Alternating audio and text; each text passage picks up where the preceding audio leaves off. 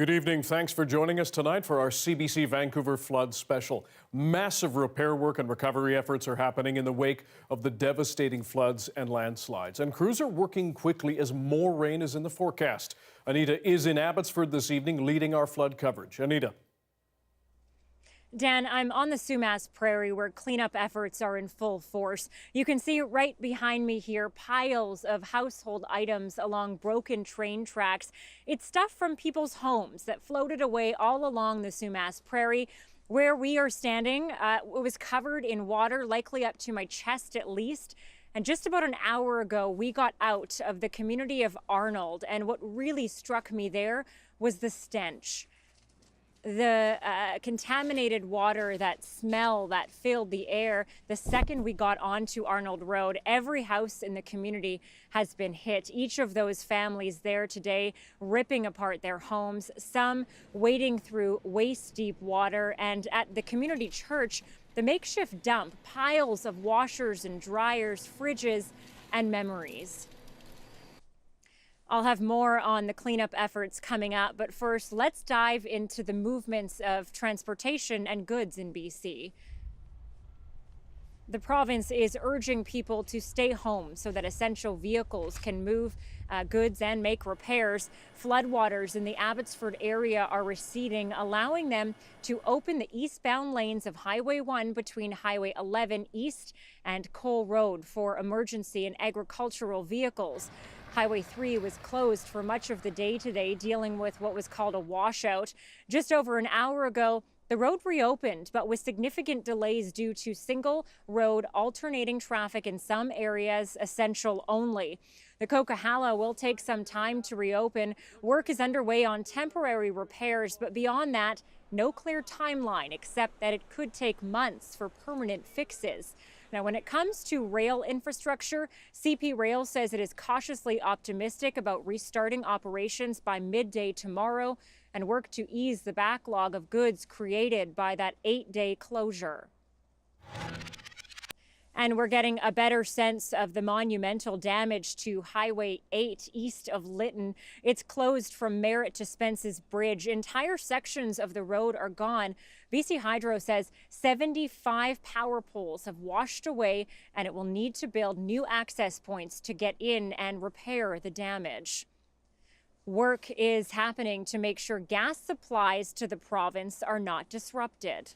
We have been sourcing a supply from other jurisdictions, as you know, Alberta, for example, and then also from south of the border. I can tell you that there are some barges that are actually on the way to get here with fuel. Mike Farnworth says there is enough gas and people are doing the right thing. He says they're confident gas rationing measures put in place are working and that British Columbians are doing the right thing in making sure emergency and commercial vehicles have priority access to gas.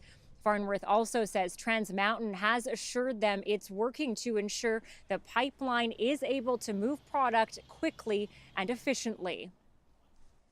The province wants to make it clear that farmers and vets working in the area, especially here on the Sumas Prairie, are exempt from the gas restrictions. Agriculture Minister Lana Popham says the farm community is absolutely exhausted. I can tell you that our agricultural community is absolutely exhausted.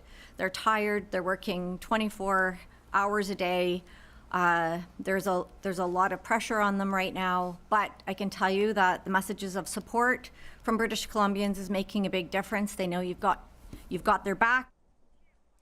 Emergency feed is still getting through, and there's a feed storage site set up in Abbotsford, which means a stable grain supply. And on the supply chain, the province says it's in good shape and the product is moving. They're once again asking people not to panic buy. Here in Abbotsford, as I mentioned, some residents and farmers are now able to access their land and they're eager to begin the recovery process. Many, though, are doing so while nervously watching the forecast and the sky. As Michelle Gussoub reports, there are warnings that not one but two more atmospheric rivers could hit the region this week. And the water was moving so fast, we got barely 3-4 minutes to grab our stuff that we had. Jaswinder Dosanjh spent the weekend pulling soaked furniture out of her flooded Abbotsford home. She says it's too early to even begin thinking of her blueberry crops still completely submerged, and watching the forecast is nerve-wracking. Well, I'm just a little worried about the rain. They're saying that's coming back again this week, coming week. Some good news in Abbotsford today. Evacuation orders lifted for properties north of Highway 1 between Sumas Way and Whatcom Road. Water levels dropping 7 inches for the Sumas Prairie since the dike breach was sealed, and water is flowing from the Sumas River into the Fraser River. Still, the city faces a race against the weather. We are singularly focused on the flood event, which we are still in, and the critical repairs that have to be made before the next weather system comes. Environment Canada is forecasting not 1 but 2 atmospheric rivers this week, one for Thursday, another Saturday, though neither expected to be as severe as what BC saw last week. We're not looking at necessarily the same copious amounts as we saw 2 weekends ago, but we are looking at a very strong signal through the weekend. And into next week, we continue to have active storms. Still, up to 100 millimeters of rain before the weekend, not what those whose livelihoods are already underwater want to hear. What happened last week, I hope nothing like that happens again, because, it's okay once, but if you get hit again, it's hard to take it emotionally too, yeah. If we look at other floods, people are in a recovery mode for years. And I think this will be the same. Michelle Gassoub, CBC News, Vancouver. And Joe, I'm actually standing beyond the train tracks on a farm here, and the damage is so extensive that I can't even actually tell what crops were grown here before. But I want to get right back to that weather to come and that new atmospheric river, that system that's going to help us identify the risks. What can you tell us? Yeah, Anita, during that Environment Canada technical briefing earlier today, lots of talk about developing a ranking system, just like we rank the strength and impacts of hurricanes and tornadoes. Atmospheric rivers are a West Coast hazard, and south of the border, California scientists have been working on a ranking system for a couple of years, coming into effect in 2019. We know that ranking a storm ahead of landfall helps with the communication of these kinds of systems. And again, these are the kinds of systems that are common on the West Coast, but with climate change, they are becoming more intense and more frequent. Take a listen to warning preparedness meteorologist Armel Castellan about Environment Canada's role in this upcoming system. Exciting to be involved in that because just like tornadoes and hurricanes, a scale has a great potential for very clear communication to make sure that we understand that the first couple levels of an atmospheric river are actually very beneficial, and to the south in California they rely on this kind of precipitation movement across the planet in order to fill their reservoirs. Of course, when we get to potentially levels 3, 4, 5, and perhaps the scale goes even beyond 5. So he was unable to say exactly when that system will come into effect for Canada, but they're working on testing. And Anita, I do know the group of meteorologists working on that system right now, very prominent West Coast Canadian meteorologists. Just want to take you through to that first atmospheric river event. The rain has just started falling here for me now. This is not the atmospheric river event that we're watching for. I want to talk more about what's happening tonight later on, because this is going to sort of prime the pump, so to speak, as it falls as snow for the tops of our mountain passes. But pausing you at Thursday morning, this is the next atmospheric river event. This extends all the way down to the tropics. This is what's going to bring in a fairly significant rainfall event, with that second atmospheric river moving in for the weekend. So I'll take you through those totals plus the snow tonight and talk about impacts a little bit later on. Yeah, we definitely heard people out here today mention atmospheric river, Joe. So they're waiting and watching cautiously for sure. Thank you. You're welcome. Sumas Prairie evacuees had to leave behind their homes and assets at the mercy of the flood's devastation. Now they must grapple with the high costs of rebuilding. Every single homeowner I spoke with today said they don't qualify for overland flood insurance because they knowingly live in a flood zone. So what does that mean for them? Because rebuilding could cost hundreds of thousands. There will be those with flood insurance, and there will be those without. Right now, our focus is ensuring that those people have the supports that they need. We pressed the government on this, but Farnworth is only hinting that more support is coming. He wouldn't say exactly what it is. He does say it will include property owners who are not insured because Farnworth says this situation is outside of the norm. Now, some people forced to leave their homes in Merritt could return starting tomorrow. That entire city was evacuated last week when floodwaters shut down the wastewater treatment plant. But as our Zara Premji explains, the uncertainty of what they'll be returning home to has them worried. 8 days now and counting. I don't know when we're going home. I really don't. She's lived in a Walmart parking lot in a half-trailer for more than a week. Temperatures have dipped down to 0 and below each night. Living in this trailer is 5 adults, 10 dogs, 4 birds. And when the time comes to go home, Cheryl Douglas doesn't know what she'll be returning to. It's something I never ever expected to go through. A concern for Merritt's 7,600 residents, including this family camping out just a few stalls over. We actually even heard that maybe the gas lines were compromised and maybe some of the pipes have maybe burst. We don't know. The city plans to allow people to return in 3 phases. Phase 1 is set to start on Tuesday at noon for people who live north of the RCMP station. What you are coming home to is a city that's changed. You will be on a boil water advisory because the health officials tell us the water is not safe to drink.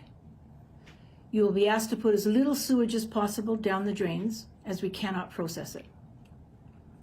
You will be asked to use as little water as possible to preserve supplies for the fire department, and you will not have an operational hospital. Nearby Nicola Valley Hospital and Health Center will be closed, so patients will be sent to Kamloops. The city adds the school district is working on a plan for remote learning for students. Return plans for the rest of the city could be announced by Thursday.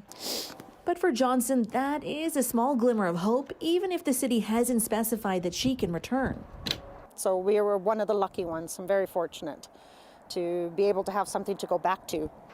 The city has assigned a red, yellow, or green status to properties and is developing a plan to allow access to those marked green. Hey, anything's better than nothing right now. So all I can do is pray. Good girls. Johnson's neighbors say her house is deemed green, but whatever version of her home she returns to, she's just thankful. Would be this way. Zara Premji, CBC News, Vancouver.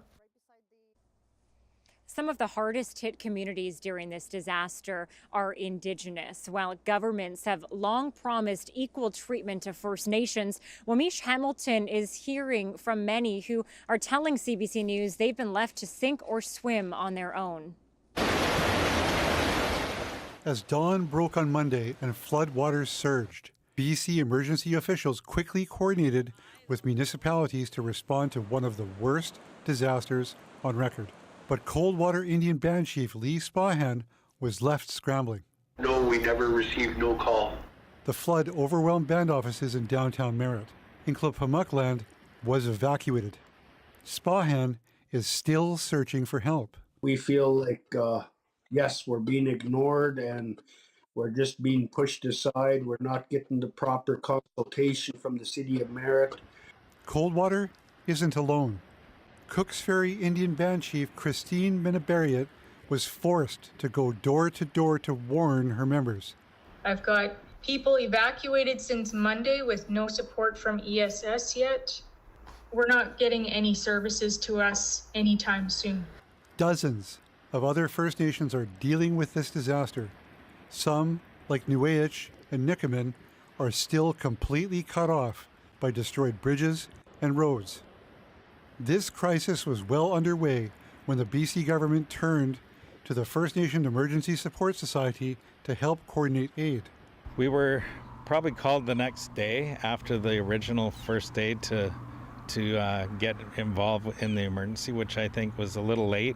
The provincial government says they engaged the First Nations Emergency Support Services from the start, and that they called municipalities and First Nations with information and updates.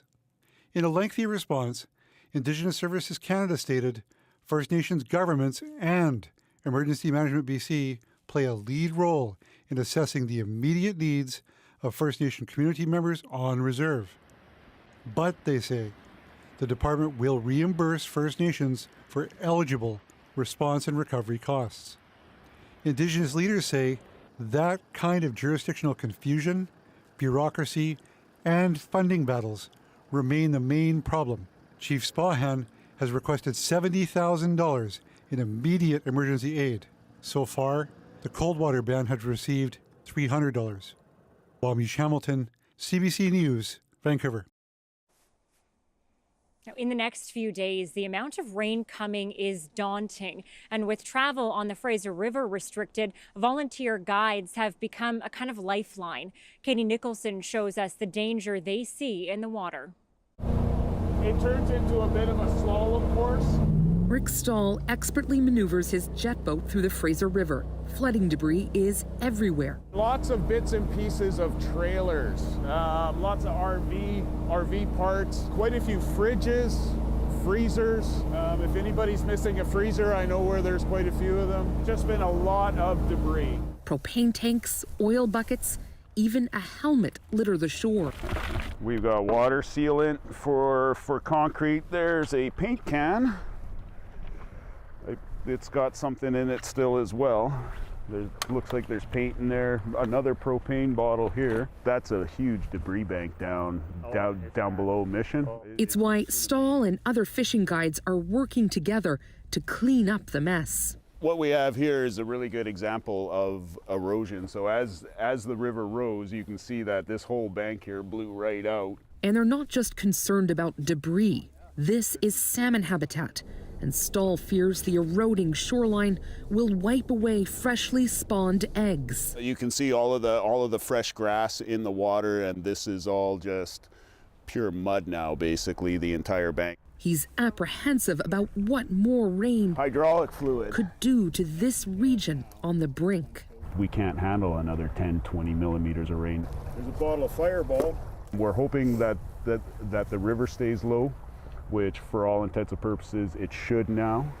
But other than that, we can only cross our fingers and hope. I got a whole bunch of garbage bags back there. Hope, a hard but vital thing to have in the middle of such a mess. Katie Nicholson, CBC News, Harrison Mills, BC.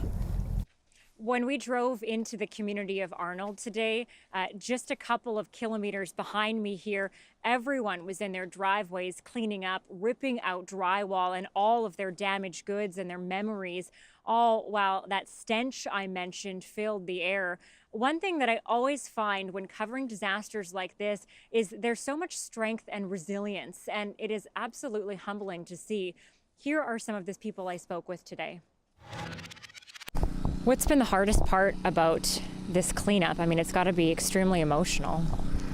The worst part, my dad died about 7 years ago, and it's been the memory box of his stuff, and the cowboy hat and the fishing hat that he wore.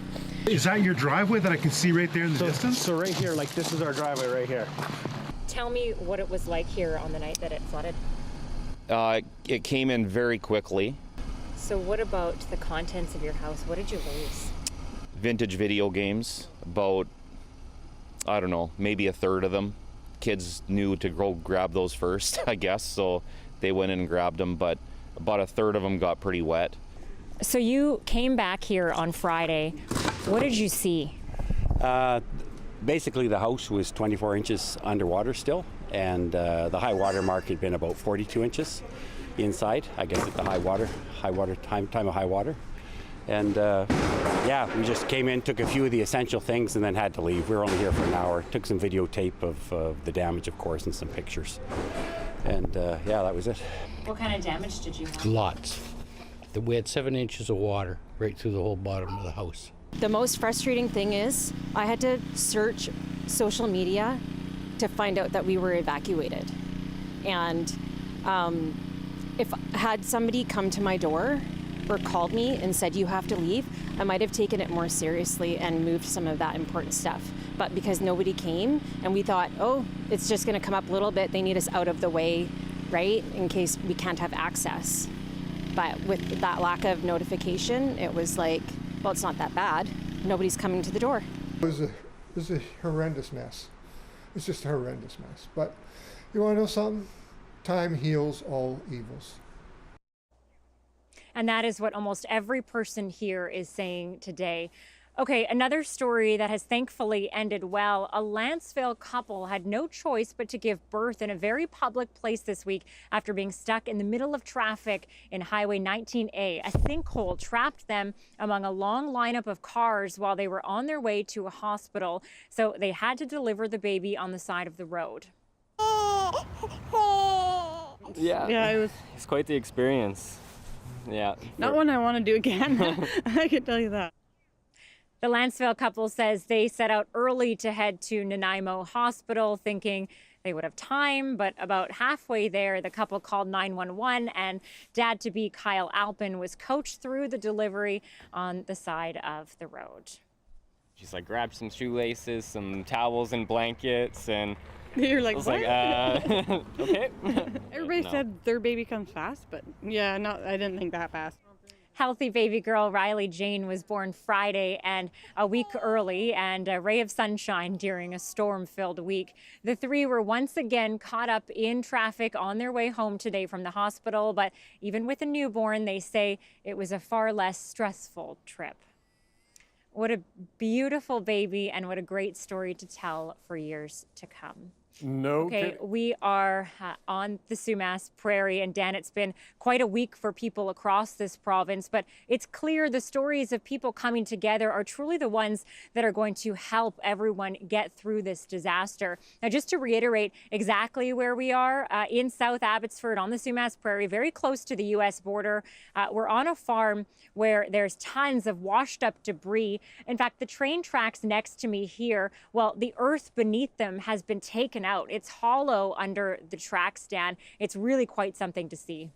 The damage, as we've seen and as you're showing us right now, Anita, quite stunning. Also, though, the way neighbors are helping neighbors, strangers helping strangers across this province. Amazing to see. Thank you. The Pfizer vaccine for children is in Canada. Now the push is on to get kids 5 to 11 years old vaccinated and address the concerns of some parents. That story is next.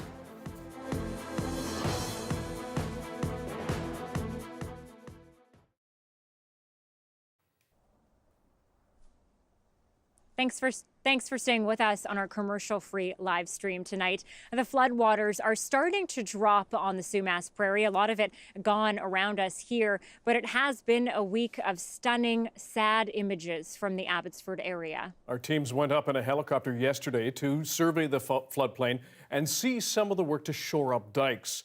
Here's some of what they saw.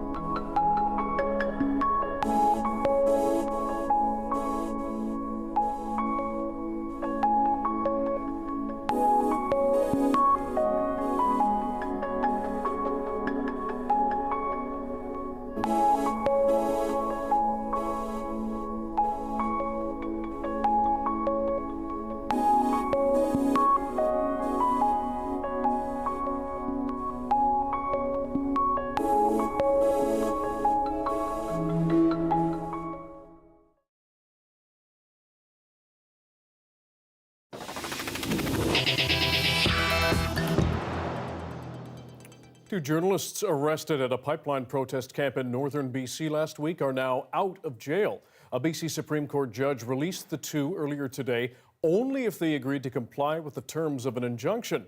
The CBC's Betsy Trumpeter has more. I'm standing outside the Prince George Courthouse where today a BC Supreme Court judge released two journalists, Michael Toledano, who just came through those doors a moment ago, as well as Amber Bracken. I was put in a holding cell for 4 days for filming Indigenous people being removed from their land at gunpoint. I had guns pointed at me, and the arresting officers declined to look at my press credentials. They didn't care. It's fascistic. The entire thing is fascistic. Both arrested behind Wet'suwet'en blockades late last week. They spent the weekend in prison cells. So too did more than a dozen others arrested during a police crackdown. They appeared in groups in court today, many wearing woolen socks and thermal underwear from the remote area where they were arrested.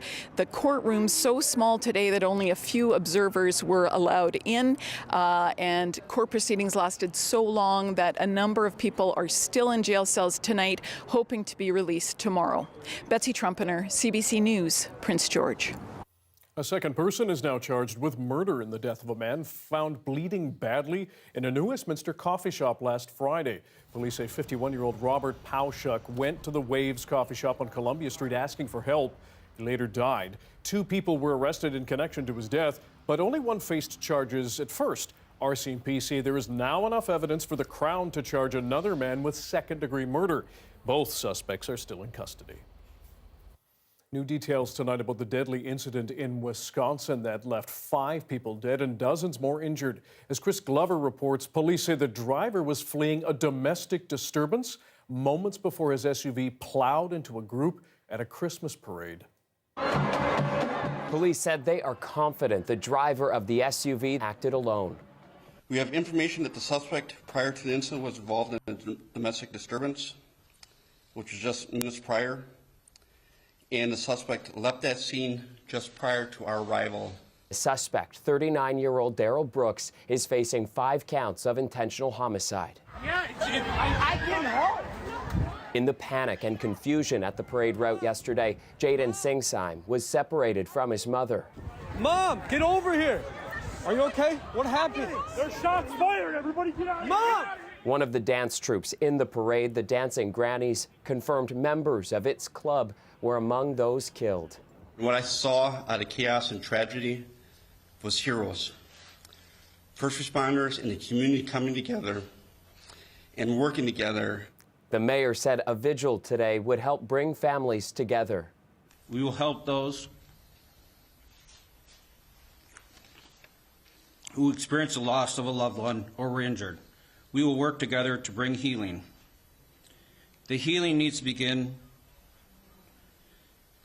now. There's been an outpouring of support from all over the country, from professional sports teams and players to President Joe Biden, who offered condolences. And eyewitness accounts suggest many will need emotional support. I saw, maybe 3 people right in front of me get hit. I saw people right away run to the people that were hit and start doing CPR, and I saw people on the ground. There's blood. And it was really bad. The Christmas tree behind her, a poignant reminder this happened at a holiday parade where there were so many children performing and just waiting to see Santa Claus. Classes at the local schools will be canceled again tomorrow, and grief counselors will try to help children and their families come to grips with the tragedy. Chris Glover, CBC News, Washington.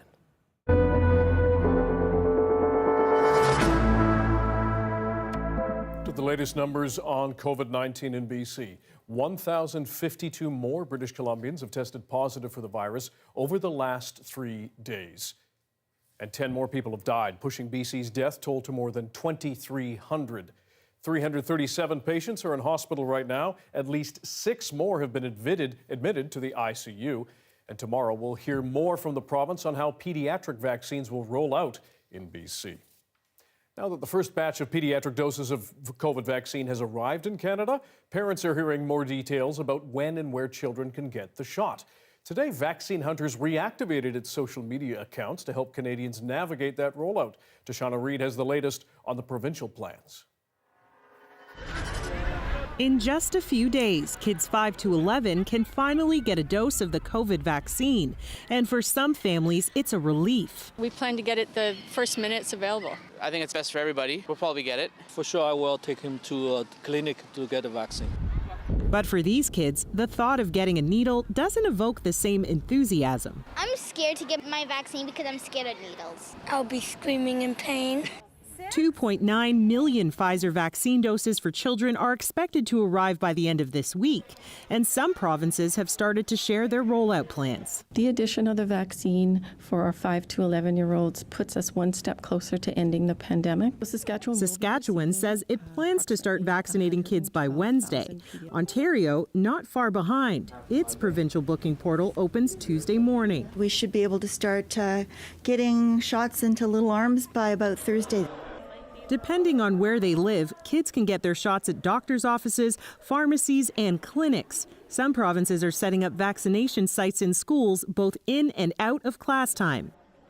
Experts say the key for parents or caregivers is to address their kids' worries. What I think is really important for parents to do is to bring their kids into the conversation, help them feel a sense of agency when it comes to making this decision. There are many battles left to fight, and losing is not an option. Some regions are calling on superheroes for help. If you're 5, 6, 7.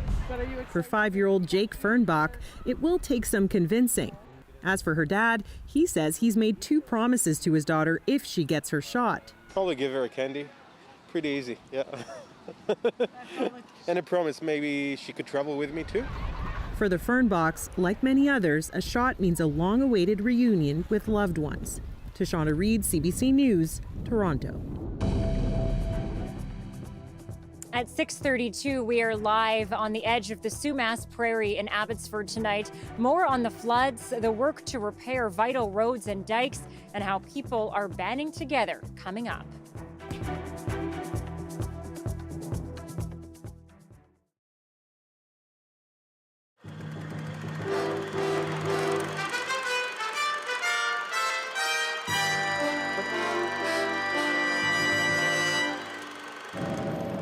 With only one cliffside highway in or out of Squamish, bridge washouts, rock slides, and floods a constant threat, people who live and work in this isolated coastal community are always at the mercy of nature. But the BC government has argued the town should never have built on a floodplain so close to the river. Residents here counter that it's too late to complain about that now. Their neighborhoods cannot be moved. So in utter frustration, they blocked the coast highway, hoping to force the government to finish building a series of protective dikes along the river. And our dikes, the Squamish River, it needs to be dredged out, and nothing gets done. It's fine, the water starts coming. They come and patch it up. If they did things properly, it wouldn't cost as much. But no, they just do patch-up work. The demonstration did move down the highway to a busy intersection where the crowd walked back and forth in front of midday traffic. Among the protesters, 16-year-old Pamela George, who survived the car crash that killed the rest of her family when a flood washed out one of the Squamish Highway bridges. I'm hoping it'll give us what we really need for all these floods and stuff. It's really pathetic that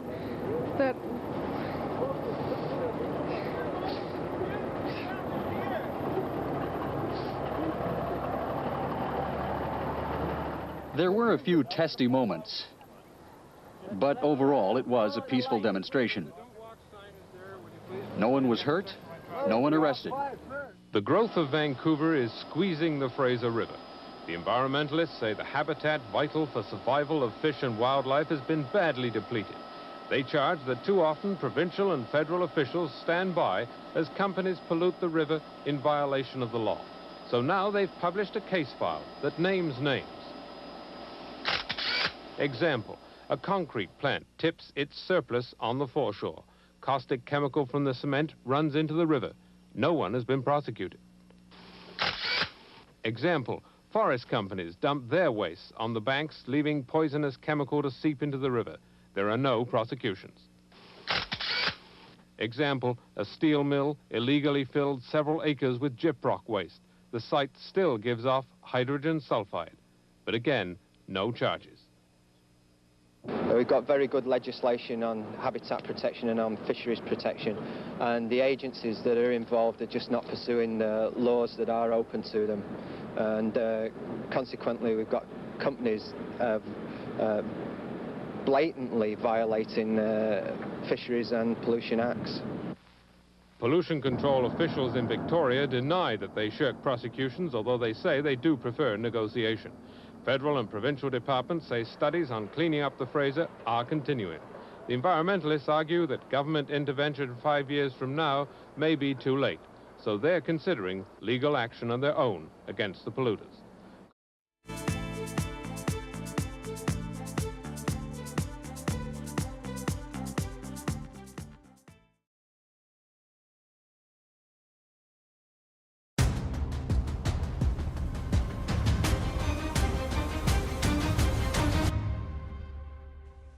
You're watching CBC Vancouver News and our special BC flood coverage from Abbotsford tonight. I'm live on the Sumas Prairie where water has receded quite a bit. But as we showed you, there is more water on the way for several parts of British Columbia, and that's making the rush to recover from the last bout even more urgent. David Common takes us through what's coming and what local leaders say needs to get done. This is our trailer. This is all we've got. And that's not much. Cheryl Douglas's home is underwater. Her town, Merritt, partly uninhabitable, leaving her no option other than this Walmart parking lot. Living in this trailer is 5 adults, 10 dogs, 4 birds. Up the road in Princeton, the mayor says he needs soldiers, hundreds of them now. I won't hide it. The bureaucracy between us and where we need to be is standing in the way. And we need to get the mud out. We need to get the things fixed before everything freezes solid here. The urgency is again weather. More atmospheric river systems bringing rain Thursday and then again Saturday. Snow in places, pounding already saturated ground. I would just caution that we are dealing with very active weather for the foreseeable future, at least as far as the forecast is available, with some certainty. As those floodwaters have receded, they have exposed enormous damage. And so 24 hours a day, in many places in this province, this is the kind of work going on, trying to rebuild that infrastructure just so people can get places. And look at this, a road that just abruptly ends. A key dike near Abbotsford, cut into pieces by surging waters, is now mostly plugged, while the CP rail link should be restored Tuesday. There are many setbacks, though. A major east-west highway was reopened for emergency traffic, though another landslide briefly knocked it out. Meanwhile, farmers are surveying the damage. Yeah, Brussels sprouts. I like the berries. That's not good. On top of the livestock losses, fruit and vegetable plants have faced a mass kill. You cleaned all of this? All of this, yeah. David Common, CBC News, Abbotsford, BC. Community members are helping hundreds of families impacted by the devastating floods, and each family has a unique journey and challenge. Janella Hamilton shares a glimpse into one family's emotional return home in Abbotsford. Our lives just turn upside down by water, and then all of a sudden, feel like you're all alone, and then realize that you're actually not, because there's so many people that care, and I can't thank them enough. Emotions wash over Becky Meyer as she thinks about the Abbotsford community members who risked their lives to help her family on Tuesday after their dairy farm was overrun by water. So this photo is the most important photo to me. These were the 2 guys that came to save us. And these men will forever be my heroes for saving my family. The 2 men transported Meyer and her 5 kids to safety by boat, her husband staying behind to take care of their cattle. I mean, I had to deliver him socks the other day, or the first time I saw him in 3 days, and it was really, I cried to the cop to let me through, just to meet him on the other side to give socks to, and it was just a moment of you feel helpless. At the same time, I know he's protecting what he loves. The family now reunited after the Meyers got the green light to return home. It was very surreal for me to go back and see. Very heartbreaking, seeing all our stuff underwater and all the pictures and clothes. Happy memories washed away so quickly by the floods. I did save like a birthday card from when I was 4 in my preschool diploma, just so that my mom would have it, and a drawing. But then the rest of it had to get dumped. The Meyer family says they are grateful to finally be returning to their farm not too far from this spot on South Parallel Road, but with no gas, power, and a large amount of damage to assess. There is a lot of uncertainty as to when they will be sleeping in their own beds again. A lot that we have to deal with, and we're on the mend. We're starting on the mend. We're just hoping that no more rain. Well, I know rain's coming, but I just hope it doesn't flood. But at least they won't be alone. Dozens of community members have offered to roll up their sleeves to help them clean. They have no clue what they've done for me and my family. The support from neighbors and complete strangers, a silver lining for this family during a devastating time. Janella Hamilton, CBC News, Abbotsford. When she couldn't give birth because of cancer treatment, she needed a big helping hand. So the best friend who stepped up big time is up after this.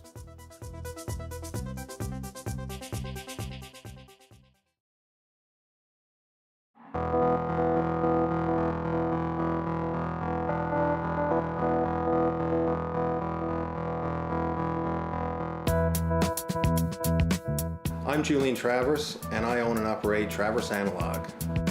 Travers Analog is a small boutique manufacturer of professional audio equipment intended for recording and mixing and mastering engineers. So right now I make a microphone preamp. It's called the 652 vacuum tube preamplifier, and it uses vacuum tubes. Vacuum tubes have a sound associated with them that people seem to love and use it in a creative manner. You look at the back of some of these products, you would never see something made in Newfoundland and Labrador, and that was something I wanted to change. Travers Analog is a new pro audio manufacturer based out of Newfoundland, Canada, and today it's my extreme pleasure to give everyone a first listen to their flagship release, the 652 stereo tube-based mic pre. Hey, it's Miko from M1 Distribution here at the 2020 NAMM show in Anaheim. We're here and announcing our new partnership with Travers Analog from Newfoundland, Canada. He's just going to set levels, so he wants to drive the preamp.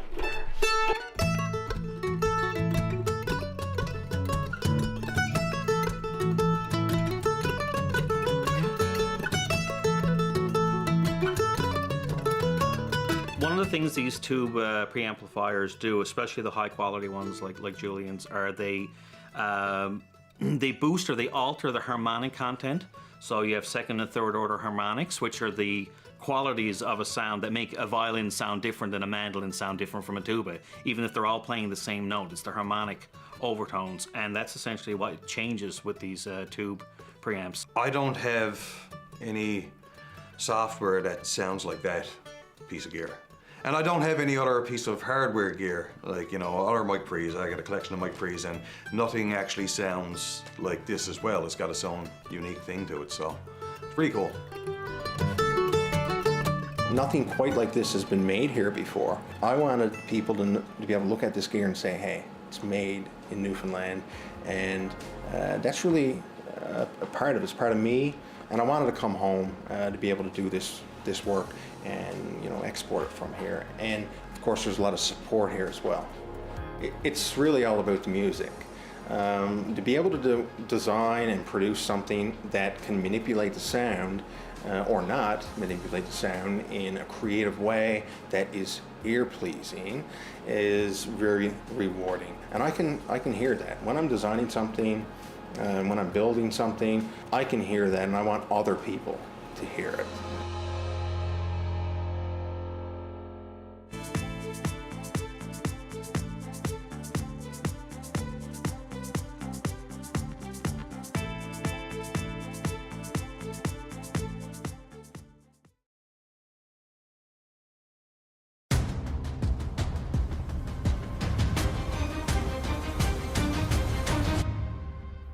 As impacts from the flooding disaster continue to unfold, experts are warning that infrastructure like roads and bridges in many places across our country are vulnerable to the effects of climate change. The CBC's Alison Northcott has a closer look. St. Marthe-sur-le-Lac, Quebec was the site of a devastating flood in 2019. When a dike failed, thousands had to flee quickly. I was shaking. I was on shock, for sure. Joelle Godmer's home, badly damaged, has since been repaired and the dike rebuilt much higher. If they did it the same way it was before, I wouldn't be feeling safe. It's one example of how some communities are adapting to the risk of extreme weather events as climate change makes them more likely.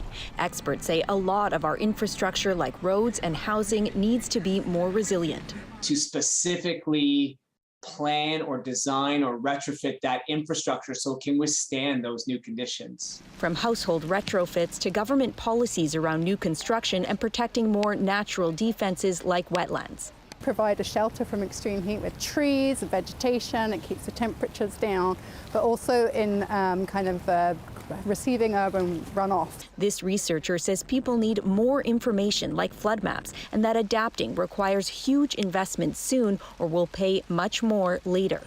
By the end of the century, one study projects it could cost up to $13 billion a year for flood damage alone.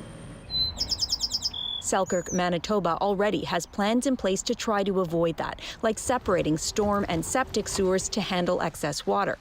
In Mississauga, Ontario, stormwater from this road is now slowed and cleaned by a vegetation-covered wall. The kinds of changes experts say are needed on a much wider scale, but in some cases there could be resistance. We do understand that we need to be protected, but we need to be protected with the right construction. Back in St. Marthe-sur-le-Lac, some homeowners aren't happy with the height of the new dike and are suing the municipality. The price that we did pay our property is what to see the lake that was part of the value of our house. Signs of the many challenges ahead in the face of a changing climate. Alison Northcott, CBC News, St. Marthe-sur-le-Lac, Quebec. Back in this province, meteorologist Johanna Wagstaffe joins us now with the full BC-wide forecast. Joe, beyond the rain that's coming, and we're preparing for that, we have snow set for parts of the interior. Yes, Dan, that's really the story tonight. The system that is bringing continued showers to Metro Vancouver and the Fraser Valley this evening. Luckily, not bringing a huge amount of rain, but it is bringing a huge amount of mountain snow, and that will play into our long-range flood risk. Let me start off with the satellite and radar, and you can see that we do have more showers set across the island. So not done with the showers across the south coast, but it really is more of a snow story as this crosses into the interior from Hope to Merritt, looking to get 25 to 30 centimeters tonight into tomorrow morning. That is expecting to be a concern as we see rising snow levels with this atmospheric river. Still getting still forming, I should say, in the Pacific, but that's set to hit the south coast Wednesday night into Thursday. So just taking you through the rainfall totals, really through to tomorrow morning, a general 10 to 20 millimeters at most. This second wave that'll come through to Thursday night, you can see the yellows and the reds, that's the 40 to 80 millimeter mark. And we will see snow levels rise to about 400 meters for the mountain passes before the system moves in. So some melt followed by fresh snow, a lot of moisture for our watersheds once again. Nowhere near the kind of event we saw last Monday, but with cumulative atmospheric rivers, a third one coming for this weekend, some sort of additional flooding, very likely with the saturated soils we're looking at. This is a look at the forecast for tomorrow across the province. A couple centimeters for Kelowna tonight as that cold front tracks eastward. Flurries for Cranbrook. Very cold wind chills up towards Port St. John and Prince Rupert.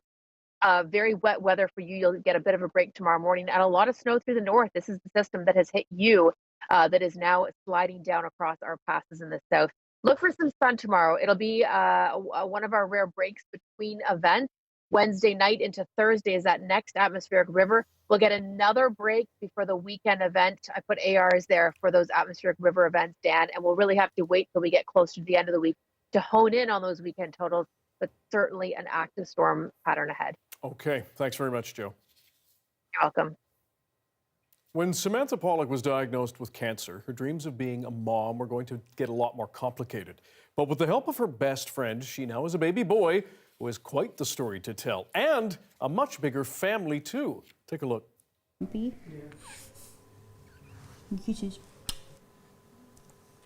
On October 13th of 2017, I was diagnosed with breast cancer. My surgeon actually suggested that we go and do an egg retrieval and freeze some embryos just in case all of the treatments, didn't go well. We've been friends for 32 years, and in the past we used to joke about, like if you couldn't have kids, I'd carry your kid for you. If we're not married by this age, we'll live together, and if you can't have kids, I'll have your kids. And I proposed surrogacy to my best friend.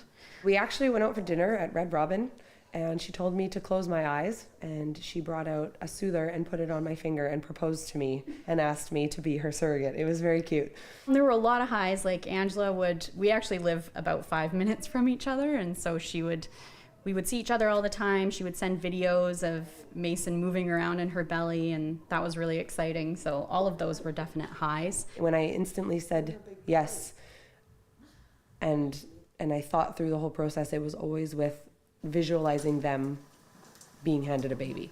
So I kind of worked backwards with the whole thing, and it was even more joy than I think I expected it to be. It's just the best feeling in the world to have Mason now in our life, and let alone Angela and her family and her husband and her 3 kids too. I think we're now part of a larger family now that Angela has done this. Definitely favorite auntie of all time. She would have been, Mason's aunt anyway, because we are basically like sisters. Obviously, they're going to have a special bond, and everybody is going, Mason's going to know how he came to be, and Angela's kids, they were so amazing during the whole thing, and they're, kind of just like siblings now. Heartbreaking stories of loss from the Sumas Prairie. We're going to take you back to the flood zone after this.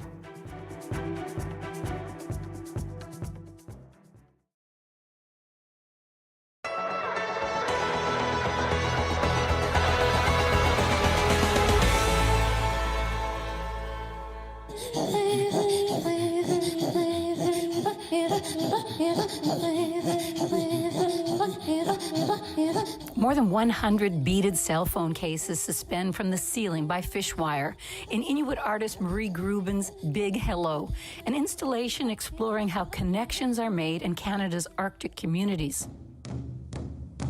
Found objects, electrical cords mingle with pieces of driftwood, hair, and bone in work from Norway Sami artist Sissel M. Berg. This is a Lakayet. Many things appear. Visions from the far north from Indigenous artists addressing painful histories, contemporary life, and environmental issues.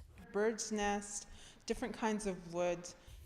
Inuk artist, writer, and the director of Northern Lab, Tukalik Partridge, curated the exhibition.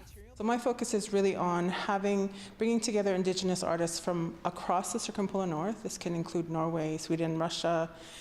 So far we have Norway and the US and Canada, and with a focus on Indigenous-led collaborations. In Yupiaq and Athabascan artist Sonia Keller-Combs has decorated a wall of embroidered handkerchiefs with color and flowers. But in this installation called A Million Tears, the Alaskan artist imagines the hankies as repositories of decades of sorrow and grief. I feel like people hold things inside, a lot. And one of the ways that they let them go is through these kinds of purging and crying and grieving. From now on, Nordic Lab will be a home base for Indigenous expression, art making, and workshops. It's really important for us to be in every level of a museum situation coming from an artist's perspective, because it truly can be our voice that is heard, and it's not edited. The exhibition runs at Nordic Lab until March 5th, 2022. Sandra Abma, CBC News, Ottawa.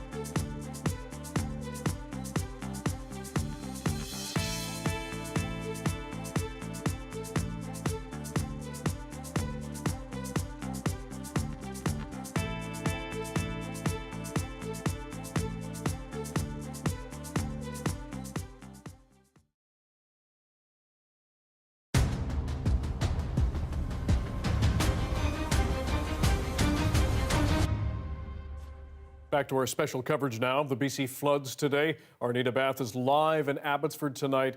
Anita, lots of stories to share. Yeah, Dan, I want to show you a longer interview with one man we found in the Arnold community today, some kilometers behind me here. He and his son and some friends from the area were working hard at ripping out damaged pieces from his home, basically gutting the first floor. Now, despite not being insured for the damage, like many people around him in that community, he told me he's done mourning what he lost and he's focused on doing the work to recover. So you came back here on Friday. What did you see?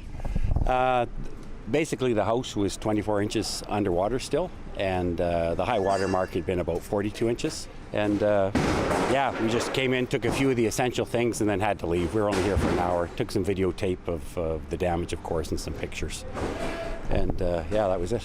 What was that like when you came back? What were the emotions? I had prepared myself for the 2 days over what I was going to see. I only had about 45 minutes to get out once I realized there was an evacuation order for it. So I'd already mentally prepared myself for the damage. More or less knew that the whole first floor probably was damaged beyond recovery for some of the contents. But yeah, I started focusing on making it right, getting it better, getting after it.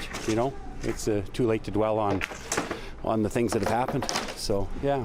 Well, we've seen a lot of cleanup today, but this seems to be one of the most intense cleanups that we've seen around here. So the damage must have been pretty bad inside. What are you having to do today? Stripped out all the contents yesterday, appliances, furniture, pretty much everything that was on the bottom floor, all the personal contents that we had. Saved a few things that were up high above that. And then today we started stripping out the drywall, cupboards, anything that was below 48 inches. Bad insulation, just so that the place could start drying out. Your neighbor said that her garbage bin went from this side of the street all the way to that side of the street and down into the fields. Did you see any of that? Some of your contents just floating? Yeah, I've got two sea cans at the back of the driveway here. One of them filled it with water slowly, so it stayed in place. The other one traveled, probably 600 feet to the back of my field, and it's there now. So it's also full of water. Managed to float that far before it sank. Yeah. Do you have insurance? Not the overland insurance, I'm told, like everybody here in the prairie. So just relying on the government assistance, the grant, when we figure out what that's going to be like. Yeah. What's been the hardest part for you about all this? I will say that all the people we meet, their attitude about all of it is pretty incredible, yours as well. But what's been the hardest part? The hardest part is the work. I got some great, my son and some great hardworking farm guys from the community here. The church at the end of the road's been a big help as well. They came with a bobcat and cleared all the furniture that was here that you didn't see in the driveway. So just everybody pulling together and getting it done. Yeah. Thank you for your time and good luck. All right, thank you. Amazing stories, amazing resilience, Anita. Thanks for being with us tonight for our special flood coverage. To the community of Abbotsford, thanks for having us here tonight and sharing your stories. We'll have so much more throughout the week on the BC flood as the communities come together to battle this storm. Our next local news is right here at 11 o'clock with Isabel Regam after the National. And we'll leave you with shots tonight of the Sumas Prairie taken yesterday from the air.